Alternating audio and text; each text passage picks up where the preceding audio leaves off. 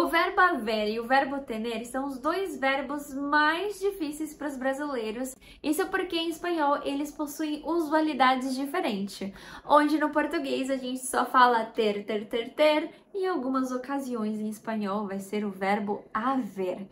Nessa aula eu vou te ensinar com detalhes como utilizar cada um desses verbos. Mas antes, vamos fazer um pequeno exercício para você ver aí o seu conhecimento do verbo haver e tener. É importante que você já tenha memorizado a conjugação desses dois verbos. Por isso que se você ainda não memorizou, eu deixei aqui no link da descrição para que você possa ter acesso ou então no QR Code que está aparecendo aqui na tela, ok? Memorize antes e depois volte para a nossa aula.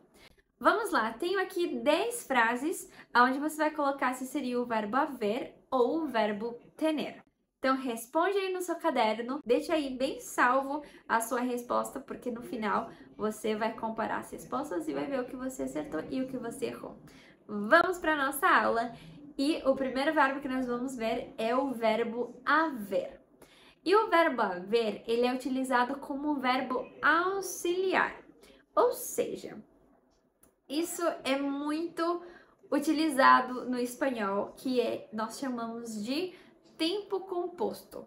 Então, todas as vezes que nós vamos expressar o tempo composto no espanhol, que não é muito usual no português, mas que no espanhol é até demais, a gente vai colocar o verbo haver mais um verbo no particípio. O verbo no particípio são todos aqueles verbos que terminam em ado, edo, sabe? Ido.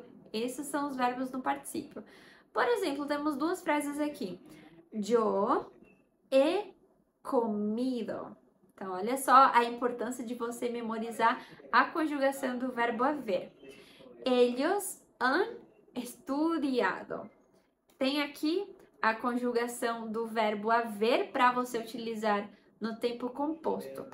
Então, yo he, tu has, él o ella ha, nosotros o nosotras hemos, vosotros o vosotras habéis, e não é muito utilizado vosotros em espanhol, mas tudo bem. Ellos o ellas han.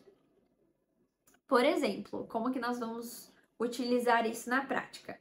Vamos colocar um verbo no particípio. Por exemplo, o verbo comer. Então, yo he comido, tu has comido, él o ella ha comido, nosotros o nosotras hemos comido, vosotros habéis comido, ellos o ellas han comido. Então, todos esses verbos no particípio, eles são acompanhados do verbo haver conjugado dessa maneira aí que está aparecendo na tela para vocês. Memorizou? Então, essa é uma das maneiras que o verbo haver é utilizado em espanhol. A segunda maneira que o verbo haver pode ser utilizado em espanhol é quando nós podemos substituir a palavra haver pela palavra existir. Então, se em português eu estou falando uma frase e eu posso mudar esse verbo pela palavra existir, então em espanhol será o verbo haver. Por exemplo, aqui, tem um gato na casa. Será que se tem um gato na casa eu posso trocar por existir? Vamos ver.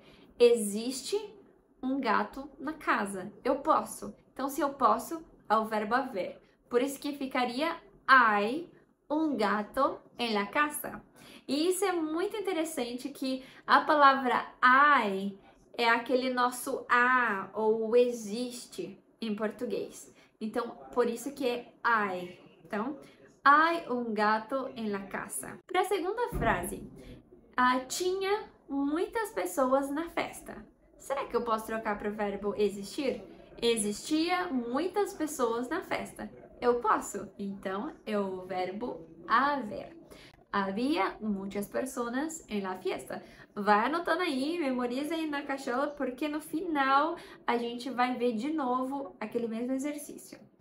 Vamos para o verbo tener. A primeira usualidade do verbo tener é para posse. E essa é a principal usualidade do verbo tener. É quando a gente fala que eu tenho alguma coisa, que essa coisa é minha. É o verbo tener. Temos aqui dois exemplos. Eu tenho um coche. Eu tenho um carro. É meu carro. É uma posse. Ella tiene 3 hermanos. Também, sem segredos, o verbo tener para a posse. Outra maneira que você pode usar o verbo tener é para os seus estados físicos e sensações. Por exemplo, eu tô com fome. Em espanhol é tengo hambre e muda um pouquinho do português para o espanhol, porque do português a gente fala o verbo estar, né? E para o espanhol a gente vai usar o tener. Eu tenho hambre. Tengo frio. Em português, estou com frio. Em espanhol, tengo frio. Porque é uma sensação do corpo. Tengo prisa, eu tenho pressa, eu tô com pressa, né? Em português, estou com pressa. Então, tá vendo que em português a gente usa o estou também. Nesse caso, a gente vai trazer o verbo tener. Tengo hambre, tengo frio, tengo prisa. Outra maneira de falar o verbo tener são por obrigações e necessidades que nós temos. Por exemplo, eu tenho que limpar a casa. Sabe se eu tenho que limpar a casa? Também em espanhol é utilizado o verbo tener. Então, tenemos que limpiar la casa. Ella tiene que llamar a su madre. Ellos tienen que llegar a tiempo. Então, agora que você aprendeu todas as formas do verbo tener e do verbo haver, vamos pegar as respostas das nossas 10 frases e eu vou mostrando a resposta, mas eu vou falando para vocês o porquê que é essa resposta, tá bom? Então, a primeira frase aqui é tararara, um perro en el jardín. Será que nessa frase eu posso colocar a palavra existe? Existe um cachorro no jardim. Eu posso, então, é o verbo haver. Hay un perro en el jardín. Existe um cachorro no jardim. Hay un perro en el jardín. Segunda frase.